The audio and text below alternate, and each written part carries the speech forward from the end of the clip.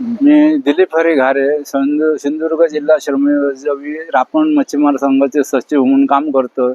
त्याचप्रमाणे मासेमारी क्षेत्रातील मच्छीमारांसाठी मच्छीमार प्रतिनिधी म्हणून आज या ठिकाणी आमच्या मालवण तालुक्यातील जवळपास 70 ते 80 जे आज आमच्या मासेमारी व्यवसायाशी संबंधित लोक आहेत, त्यांच्या व्यवसायाच्या अनुषंगाने जी काही बांधकामं केलेली आहेत, ती बांधकामं पक्क्या स्वरूपाचे नसून ती तात्पुरत्या स्वरूपाचे आहेत. पण प्रशासनाने त्यांना CRZ अंतर्गत आज नोटीस देऊन येत्या 48 तासात बांधकामं पाडण्यासंबंधीचे नोटीस जारी केल्या.